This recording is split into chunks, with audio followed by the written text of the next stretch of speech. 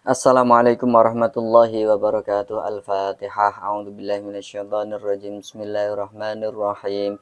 Alhamdulillahirabbil alamin arrahmanir rahim maliki yaumiddin. Iyyaka na'budu wa iyyaka nasta'in. Ihdinas siratal mustaqim. Shiratal ladzina an'amta 'alaihim ghairil maghdubi 'alaihim waladdallin. Amin. Melanjutkan pengajian kitab Ayyuhal Walad karya Imam Ghazali. Bismillahirrahmanirrahim. Qala al-musannifu rahimahullahu ta'ala wa nafa'ana bihi wa bi'ulumihi fid dharain wa 'ada alaina min barakatihi amin. Wa dzalika anna Hatiman al-Asamma kana min ashabi Syakikil Balakhi rahmatullahi ta'ala alaihima fasa'alahu yauman. Ini ada sebuah cerita dari Hatim al-Asam. Hatim al-Asam itu adalah salah satu dari sahabat atau murid Imam Syakik al-Balakhi rahmatullahi alaihima. Di sini Imam Syakik al-Balakhi bertanya kepada Hatim al-Asam pada suatu hari. Tanyanya gini, qala sahabtani mundu 30 sanatan ma hasalta fiha. Hatim, kamu itu kan sudah menemani saya ya, selama 30 tahun apa-apa, baik pelajaran maupun pekerjaan. Selama 30 tahun. Lah, selama 30 tahun itu apa yang kamu hasilkan dari pergaulan, dari pendidikan selama 30 tahun itu? Qala hasaltu thamaniya fawaida minal ilm. Kula kalih panjenengan selama kula mondok niki, selama kula belajar kalih panjenengan khidmah dengan jenengan selama 30 tahun ini, ada 8 faedah keilmuan yang saya dapatkan.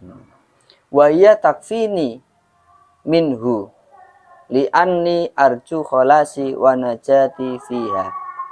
Dan 8 faedah itu, kata Hatim al-Asam itu sudah cukup bagiku karena saya mengharapkan sebuah keselamatan ya, sebuah akhir yang baik dari 8 faedah tersebut. Faqala Sakikun mahi, kata Imam Sakik gurunya, lah apa 8 faedah itu Tim Hatim? Qala Hatimun al-Asamu al-faidatul ula anni nadartu ilal khalqi fara'aitu falikullin minhum mahbuban wa ma'syuqan yuhibbuhu wa ya'syuquhu. Faedah yang pertama selama saya dapatkan 30 tahun itu adalah saya melihat bahwa semua makhluk, kabeh makhluk itu ternyata tiap individu itu mempunyai kekasih, mempunyai orang yang disenangi, mempunyai orang yang dirindukan, dan masing-masing dari orang-orang yang mengasihi dan dikasihi itu saling itu ya berpasang-pasangan, saling mengasihi, saling merindukan. Wa ba'du dzalikal mahbubi yusahibuhu ila maradil maut wa ba'duhu ila safiril qabri.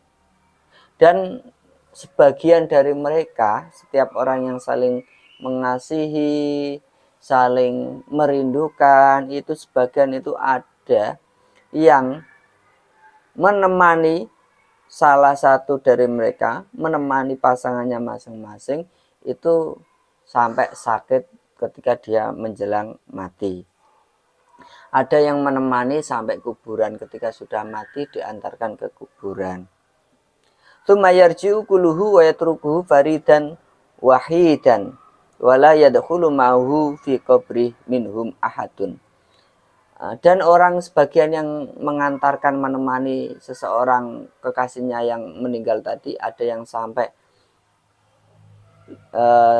tepi kuburan itu ternyata mereka itu kembali, ternyata mereka itu kembali meninggalkan kekasihnya yang sudah meninggal itu, dan dia tidak masuk bersama kekasihnya itu ke dalam kuburan. Ternyata seperti itu ya. apa ya, sak seneng-senenge, sak rindu-rindune, sak cinta-cintane, ternyata cinta itu tidak membawanya masuk dalam satu kuburan. Fatafakartu wa qultu, akhirnya saya ini berpikir dan saya mengucapkan afdalul mahbubil mar'i ma yadkhulu fi qabrihi wa yu'anisuhu fihi. Lah, menurutku iku kekasih yang paling utama, yang paling afdol itu adalah sesuatu yang dia itu bisa ikut masuk ke dalam kuburan dan menenangkan hati orang yang meninggal, membuat tenang di dalam kuburan. Nah, menurut saya yang dimaksud kekasih ya seperti itu. Kalau hanya kekasih kok ngantor sampai pinggir kuburan, dia dikubur sendiri sedangkan kekasihnya nggak ikut masuk, itu kalau menurut saya, nah ini menurut Hatim ya, menurut Hatim ini ya nggak dinamakan kekasih yang sejati. Fama wajadtuhu ghairal a'mali sholihah. Nah, menurut saya yang kekasih yang sejati itu adalah amal yang soleh, amal baik. Itu nggak ada kekasih yang lain yang menyandingi atau menyaingi amal soleh. Kalau amal itu pasti ikut sampai ke kuburan bersama orang yang melakukan amal tersebut. Fa akhadtuha mahbuban li litakuna sirajan li fi qabri wa tu'an nisani fihi wala tatrukani faridan. Maka saya ini menjadikan amal soleh ini sebagai kekasih ya, supaya nanti ketika di kuburan ini dapat menjadi lampu yang menerangi kuburan saya. Menerangi maksudnya bukan secara fisik ya, waktu anisu, dan dapat menenteramkan saya, dan amal tersebut tidak akan meninggalkan saya. Otomatis kalau ada malaikat pasti dibelain sama amalnya. Lah itu kekasih yang sejati adalah amal. Jadi ini Hatim Al-Asam. Ini faedah yang pertama. Al-faidatu saniyatu anni ra'aitul khalqa yaqtaduna bi ahwaihim wa yubadiruna ila muradati anfusihim. Yang faedah yang kedua, bahwasanya saya ini melihat bahwa makhluk itu kebanyakan itu ikut terhadap hawa nafsunya, dan mereka itu bersegera untuk menuju keinginan-keinginan nafsu mereka. Fata'amaltu qaulahu ta'ala. Maka saya ini terus berangan-angan, jarine Hatim Al-Asam. Saya ini terus merenungkan. Wa amma merenungkan ayat Al-Qur'an ya. Firman Allah, wa amma man khafa maqama rabbih wa nahan nafsa 'anil hawa fa innal jannata hiyal ma'wa. Barang siapa yang takut tentang kedudukan Tuhannya, wa nahan nafsa 'anil hawa, dan menahan hawa nafsunya, fa innal jannata hiyal ma'wa, maka surga adalah tempatnya. Jadi saya berpikir ini perlu menahan hawa nafsu. Wa tayakkuntu annal Qur'ana haqqun shadiqun, dan saya meyakini bahwa apa yang diucapkan Al-Qur'an, apa yang difirmankan Allah itu adalah benar ya, kebenaran yang sejati. Fabadartu ila khilafi nafsi, maka saya bersegera untuk melawan hawa nafsu. Wa tasyammartu limujahadatiha, dan saya bersiap-siap diri, semangat untuk memerangi hawa nafsu.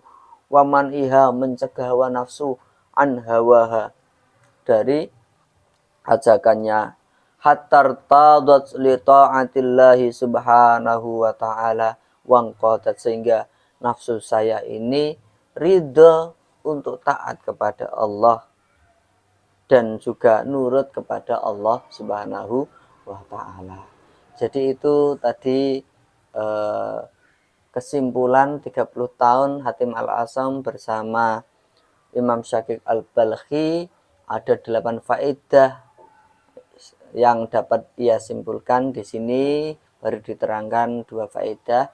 Yang pertama adalah kekasih yang sejati adalah amal soleh, dan yang kedua adalah melawan hawa nafsu.